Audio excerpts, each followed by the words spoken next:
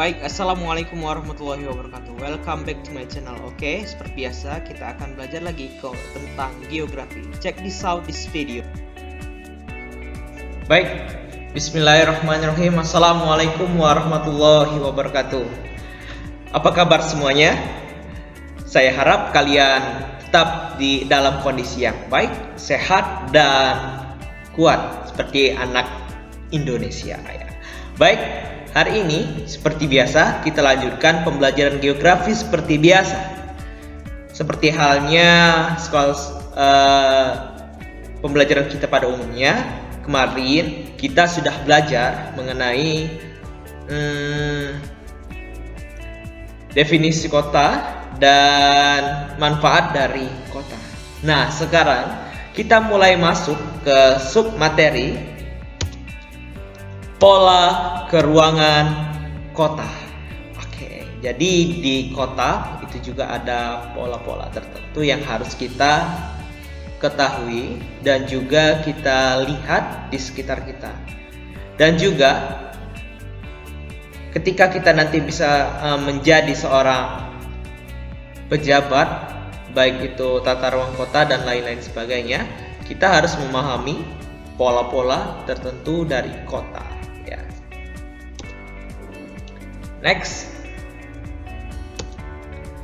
Sebelum itu, let us pray together. Pray start.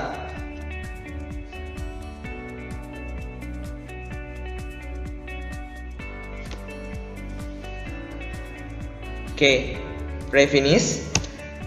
You don't have to be great to start, but you have to start to be great. Jadi kamu jangan menunggu kamu lebih baik untuk memulai, tapi mulailah dari sekarang untuk kamu yang lebih baik nanti. Jadi kalian harus mulainya dari sekarang untuk mencapai cita-cita yang kalian inginkan. Insya Allah nanti kalian akan mencapai puncak-puncak tertinggi dari cita-cita kalian. Amin. Allahumma amin. Next. Oke, langsung saja kita langsung masuk ke materi pola keruangan kota. Oke, yang pertama itu ada teori konsentris dari Ernest Burgess. Ini hasil penelitiannya. Dia bilang bahwasanya pola penggunaan lahan perkotaan berkembang secara konsentris atau melingkar ya. Karena perkembangannya atau pemekaran dimulai dari pusatnya. Kemudian seiring pertambahan penduduk, kota meluas ke daerah pinggiran atau menjauhi pusat. Nah, contohnya dia sudah lengkap dengan gambarannya ini pada tahun 1925. Kita lihat ya satu persatu. Zona 1 di sini merupakan daerah pusat kegiatan atau sering disingkat dengan DPK ya. Kemudian kita lihat di sini ya, DPK. Nah, pusat kota itu biasanya berada pada tengah-tengah suatu daerah perkotaan. Nah, teori konsentris ini meletakkan zona 1 ini sebagai daerah pusat kegiatan kota. Kemudian masuk ke zona 2. Nah, ini mulai masuk ke zona peralihan ya, di mana di sini juga mulai ada perdagangan, kemudian ada permukiman. Nah, di sini daerah pusat kotanya di nomor 2 ini sudah termasuk penduduk-penduduk yang ada di sini. Kemudian daerah perdagangan. Kemudian zona 3. Nah, zona 3 ini biasanya zona kelas pekerja atau buruh. Kenapa ia mendekati daerah pusat kota? Karena zona kelas pekerja atau buruh rata-rata mereka jarang sekali yang namanya memiliki kendaraan-kendaraan. Jadi dengan harapan mereka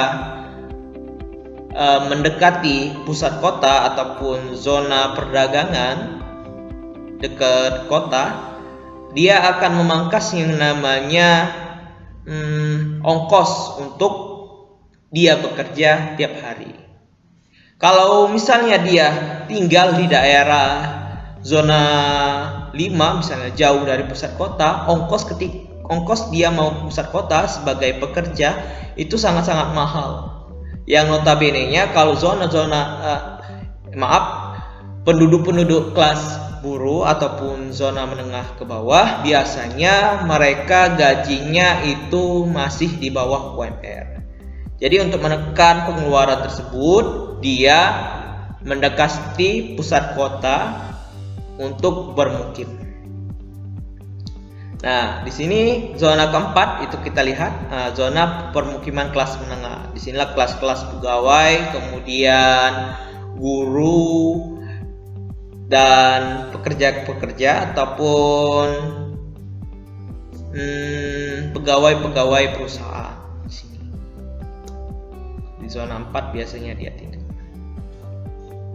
Nah, kemudian zona 5 inilah sudah mulai ke luar jalur pemukiman ya. Nah, di sini biasanya terdapat zona pengaju atau zona permukiman beralih ke zona pertanian. Nah, maksudnya kalau di pusat kota tadi kita sudah lihat yang namanya di sini kelas permukiman ya, kelas pemukiman. Nah, di sini merupakan perbatasan dengan kota lain ataupun di luar dari sini merupakan perbatasan dengan kota lain ataupun kabupaten lain.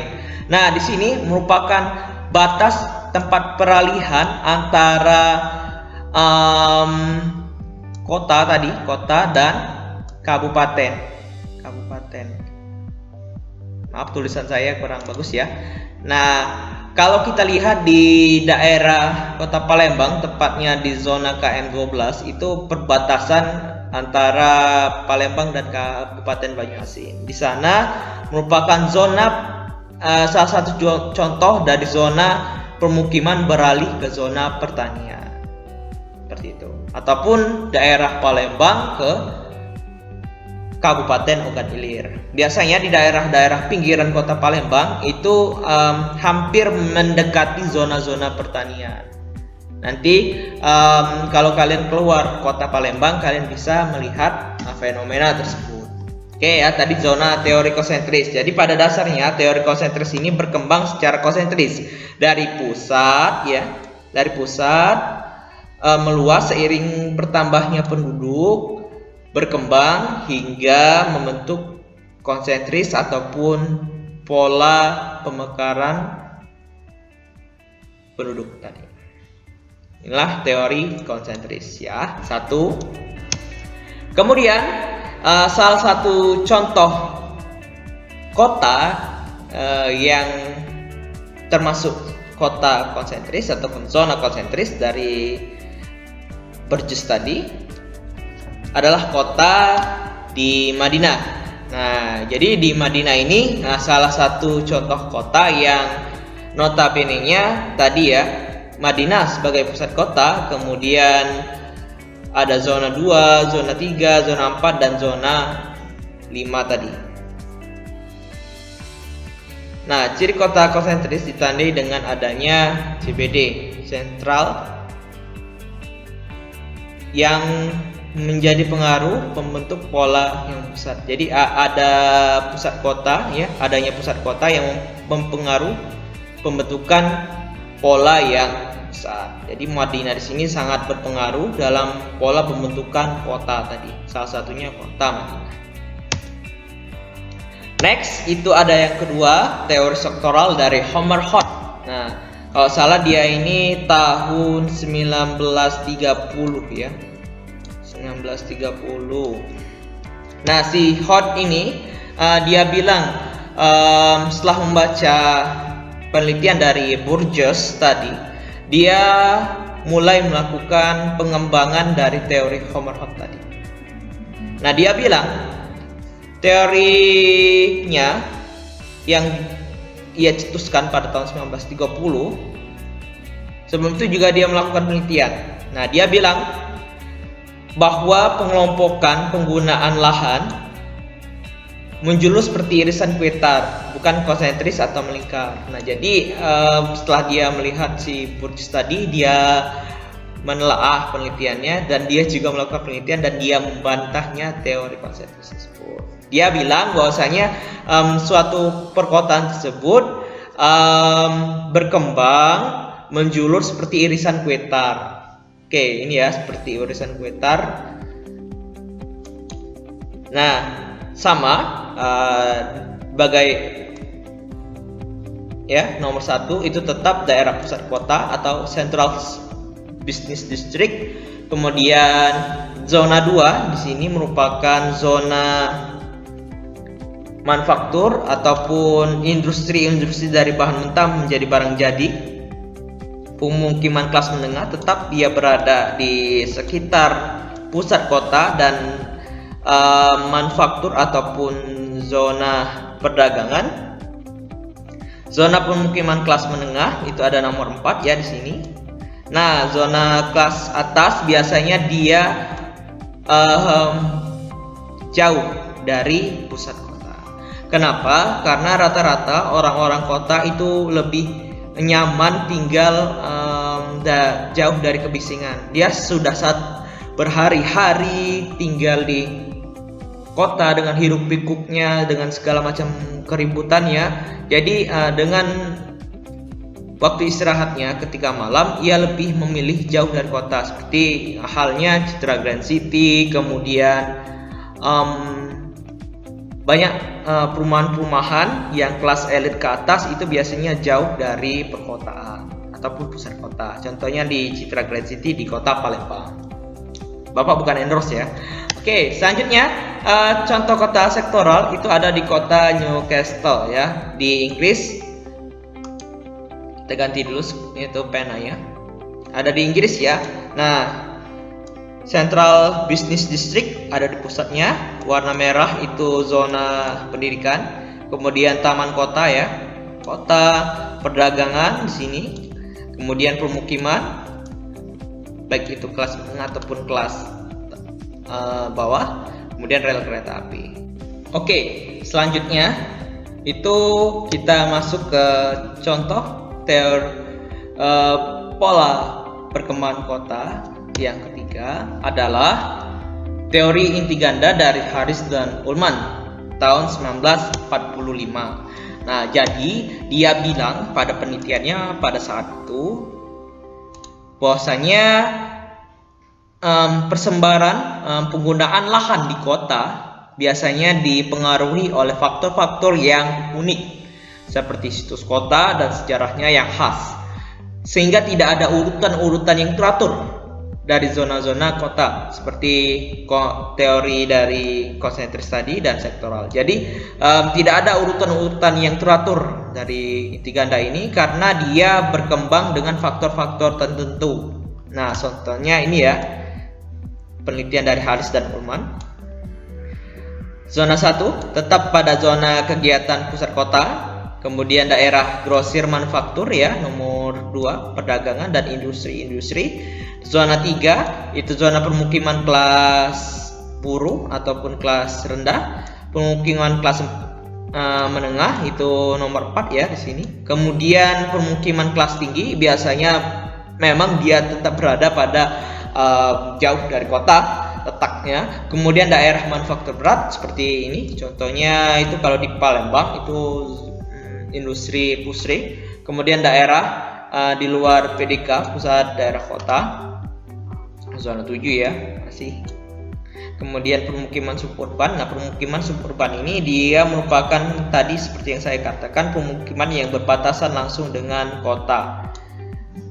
Dia ibarat itu pemukiman perbatasan dari suatu daerah. Zona 8 ya di sini. Kemudian daerah industri suburban. Nah, biasanya kalau industri ini memang tadi ya, kalau tadi sudah ada pemukiman suburban, dia ada juga industri suburban yang mana letaknya ini berbatasan dengan kota dan kabupaten suatu tempat. Jadi pada dasarnya si Haris Sulman ini bilang dia tuh kota tersebut berkembang tidak ada urutannya seperti zona sentris dan sektoral yang dibilang oleh Burgess dan si siapa ya, lupa, si Hot ya. Jadi mereka berkembang dengan tidak ada urutan-urutan tertentu, melainkan mereka berkembang dengan faktor-faktor yang unik dari suatu daerah, baik itu situs ataupun sejarahnya yang khas. Oke, salah satu contohnya itu ada kota di Makassar ya. Nah, di mana hampir mirip-mirip dengan zona yang lainnya, namun dia lebih dekat dengan zona teori inti ganda dari Haris dan Ullmann. Pusat pemerintahan yang warna merah, kemudian zona kesehatan, kemudian di sini merupakan zona perdagangan, dan terakhir di warna kuning merupakan zona permukiman.